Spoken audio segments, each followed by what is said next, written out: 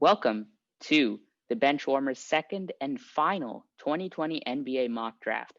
This is being recorded on Wednesday while the draft is about to occur in just 3 or 4 more hours. So you'll be seeing it either while the draft's going on or a bit before.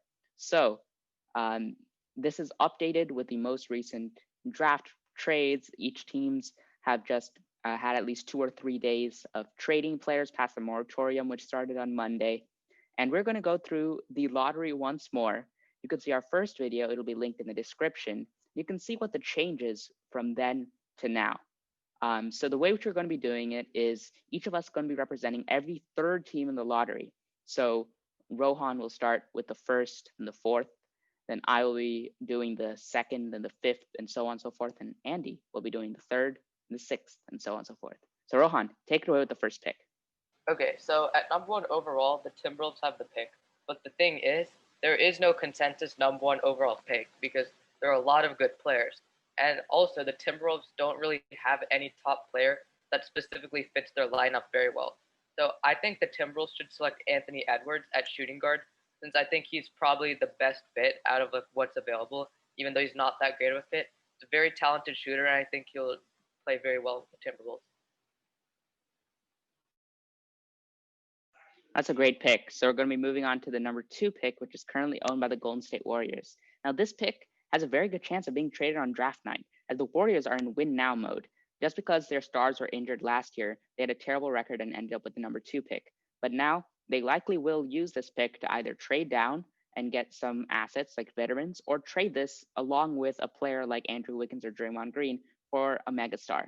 The chance of the latter one happening is very little, but presuming that they stay at least for today and take the number 2 pick, they won't be taking a guard. So LaMelo Ball, even though he might be the most talented player on the board, will likely not be taken by the Warriors.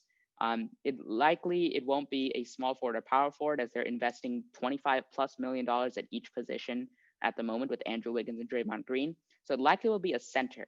And there's 2 top center prospects, James Wiseman and Onyeka Okongwu. And historically, the Warriors are a bit hesitant with players who are injured during the draft. So they will take James Wiseman with the number 2 overall pick from Memphis. Yeah, now with the third pick, we have the Charlotte Hornets. And to be honest, really, they kind of just need anything they can get. I think best player available is what they're going to do here. And I just kind of had like 3 players that I knew would be the top 3. So I just wrote take whoever hasn't been taken yet. So the pick's going to be LaMelo Ball. And I think they'd be pretty happy if LaMelo Ball fell to 3. But I think like taking any of them would have been good for them. So. Okay, and the fourth overall pick is owned by the Chicago Bulls. It is possible that they could trade this pick on draft night, especially because I think they might actually trade with the Warriors up. There's actually a recent trade offer that was proposed, but who knows? That may not happen. But assuming the Bulls still have the pick, I think they're going to go with Denny Advija. He is a forward, and he's an international player. And recently, there's been a lot of buzz about international players, and it's been like a little bit of a hype, just like how high school players were picked back in the 90s and the early 2000s. And the Bulls really need a forward or a center here. I think their guard situation's already okay, and Denny Avdija seems to be the player with the highest floor and probably a lot of potential compared to some of the other forwards. All right, that's a really interesting pick. So we move on to number 5. The selection is currently owned by the Cleveland Cavaliers. They're in a very sticky situation. There's several really talented guards at this point, but they can't take a guard because in the last 2 lottery selections they've had, they've taken 2 really short point guards, and Colin Sexton and who was the person they took last draft? Hold on, I'm actually bugging out. Darius Garland. Yes, Darius Garland. Yes, so the Cavs just took Darius Garland and Colin Sexton, and then they have huge contracts at the power forward and center position. So Kevin Love, Andre Drummond, and Tristan Thompson. So the only position which is currently not filled by a person they're investing a lot into is the small forward in Cedi Osman right now. So likely they'll go for a small forward. It either will be a wing or it'll be a power forward / small forward. And the latter is what I'm going to go with. I think they're going to take a scoring punch from Dayton, Obi Toppin. He's a really versatile athletic forward, and he has a lot of potential, even though he's old, to do really well. especially the reigning Naismith College Player of the Year. All right, now we have the Hawks with the sixth pick, and there's quite a few options. I think really the main piece that they're trying to build around right now is obviously Trae Young. So basically they can take anyone here except for like a point guard. I think the best option for them is going to be to go for someone who can play off the ball well because Trae Young needs the ball to be successful. And I think the player for them, which I'd be very sad if they took because I want him to fall to the Knicks, but I think Tyrese Halliburton might be the best pick here because he does have the ability to function well on offense without having the ball in his hands all the time.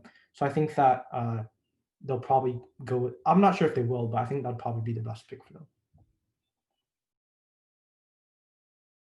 Okay, so the next pick is owned by the Detroit Pistons, and there are obviously a lot of players they could select. It's either going to be a point guard or a forward of some sort, and there's still a lot of good point guards available, but the Pistons have been linked to a specific player, Patrick Williams, and Patrick Williams is projected as a top 5 pick in most mock drafts.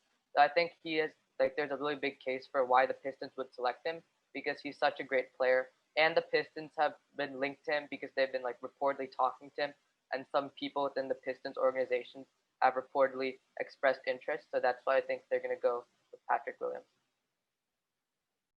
Yeah, he's one of the high risers in this draft. So we move on to the number 8 pick, currently owned by the New York Knicks. They fell in the lottery by 2 positions, but they still have a selection at number 8. So the Knicks basically need anybody at any position. So I guess they're fine at center, and they currently have a decent power forward, and they invested a lot in a shooting guard. So they likely will go for either a point guard or a small forward. So one thing which the Knicks are lacking is defense on the wings, but they're also lacking any sort of scoring punch from the wings. Now, I know many mocks have Tyrese Halliburton going to the Knicks or Killian Hayes going to the Knicks, but knowing the Knicks GMing, they aren't very keen on foreign prospects, even though Killian Hayes was originally from the States. So I think they will go with the safer pick and go in the shooting guard small forward department, and they will take Isaac Okoro because they need defense and they need someone to be able to guard perimeter players to complement RJ shooting the ball.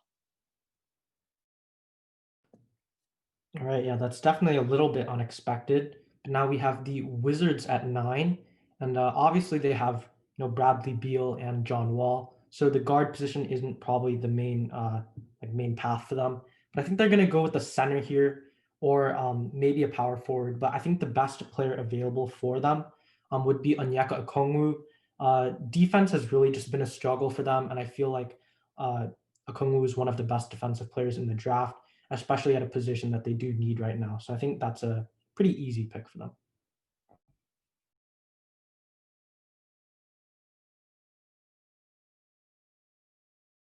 So as for this pick, the Suns is owned by the Suns, the 10th overall pick. There are a lot of players that the Suns could select, and their draft situation is completely different now since they just acquired Chris Paul yesterday. And there's a case for every position, to be honest. They could get a guard because they need more depth, or because Chris Paul is very old and he's not going to stay on the Suns for long. They could also get a forward, or specifically a wing player, because they lost Kelly Oubre, who was a big part of the team, and also maybe a center, or maybe not a center, but maybe a big man, because Aaron Baines is probably the main big man right now behind DeAndre Ayton, and Aaron Baines is probably going to leave after this offseason, and he's not really that great. So the Suns could really select anyone, but the player that I see the Suns selecting is most likely a guard. I feel like that's the most logical and the safest option. So I'm going to have them selecting Tyrese Maxey. I think he's the best shooting guard available right now. That's a bit of a surprise. He's currently mocked around 15 in most drafts, and he is going all the way up at number 10. Okay, so the number 11 pick is currently owned by the San Antonio Spurs, and they are slowly starting to realize, hopefully, that they need to be hitting the rebuild button, the reset button. So if you're seeing they currently have DeMar DeRozan and LaMarcus Aldridge, I think that those players are going to be traded. So they're going to look into the future, and they see their point guard in DeJounte Murray, their shooting guard in probably Lonnie Walker or Bryn Forbes, and their center position is also open. So they literally could take anyone here. So they're probably going to go for a person who many people don't think is good, but they're probably just going to end up being really good out of nowhere. because that's just how the San Antonio scouting works. They're one of the best in the department. I think that Popovich likes defensive-minded players who also can score, as seen by several of his selections which he's taken in previous years. So I think that he's going to go with the player who's been dropping a lot in recent mocks, the second Florida State player to be selected, Devin Vassell. He is a really good combo guard. He can score the ball, and he was really good at Florida State last year, averaged like in the teens amount of points, which is not too bad, but he also was pretty efficient, and he was really good at defense. All right, yeah, that's definitely a player that the 12th team to pick, or the Kings, would probably target, given that the wing is a need for them. And I was going to take a wing, and I still might. But something that's very interesting is that Killian Hayes still hasn't been taken yet, and I feel like with the Kings, they might want to go with the best player available. So it's definitely very interesting because the wing is their biggest need, but Killian Hayes is a top 10 prospect, and he has slipped down to the 12th pick. So I think I was planning on taking Sadiq Bey for them, but I think I'm going to actually go with Killian Hayes just because like he's the best player available here. And the next pick is owned by the New Orleans Pelicans. It's the 13th pick. And I think the Pelicans are either going to select a wing or a guard. Depending on if there's a good wing available, they'll probably go for that. But if not, they'll take a guard. They're both really good options because they lost Drew Holiday, who's one of the best players on their team, who's also a good defender and a guard. So I think the Pelicans are going to select R.J. Hampton. That may be a little bit early for him, but he's a point guard, and he's also a very good wing player. So I think he's going to fit very well with the Pelicans' needs. That's really interesting decision. I think that this probably sets more in line with the age of the point guards, and it'll be very interesting to see how the Lonzo Ball RJ Hampton dynamic works out. So I think that'll be really interesting to watch. I think Eric Bledsoe and like George Hill, they're probably going to get traded down the line sometime this season. They don't really mesh with the time of the Pelicans, but we'll see how that goes. So we go with the final pick of the lottery, which is owned by the Boston Celtics from the Memphis Grizzlies. And the Boston Celtics really are good at a lot of positions. And there's a lot of rumors going on that the Celtics want to trade into the top three, which is actually surprising considering the amount of sheer young talent they already have. If they're somehow able to package 14, their other 2 draft picks in the first round, and maybe a player like Gordon Hayward or Marcus Smart for a top 3 pick, that would be really interesting. But assuming they stay at 14, at least for this pick, they don't need too much help other than at the center spot. At the center spot, they were taken advantage of by several players throughout the playoffs. They were beat down by Bam Adebayo. They were beat down by Joel Embiid. And they were even beat down by like Serge Ibaka to an extent. I think Daniel Tice is good, but I think he's a good backup. So I think they will skip a lot of the point guard and shooting guard prospects and instead go with the center for Maryland, Jalen Smith. Jalen Smith is a really interesting prospect. He didn't average the best stats, but he's a good rebounder, he's a good shot blocker, and he can space the floor a bit. And I think that the Boston Celtics development staff can train him and into a better player, better shooter. And I think that's going to go really well. Now, one of the other players I could have thought of having here is Aaron Nesmith, but he unfortunately drops out of the lottery. Obviously, this isn't anything official. This is just our predictions based off the team scenario and the talent of the players that have been scouted thus far. If one of the players which we select actually goes in that position, that would be really cool. That means that we can do the same as teams with millions of dollars of investment into scouting. So that'd be pretty cool. But ultimately, we will see how it goes down. I think the draft starts at 8:30 Eastern. So be on the lookout, and good luck to all the draft prospects going out today. This is the Benchwarmers, and we're signing off. See ya.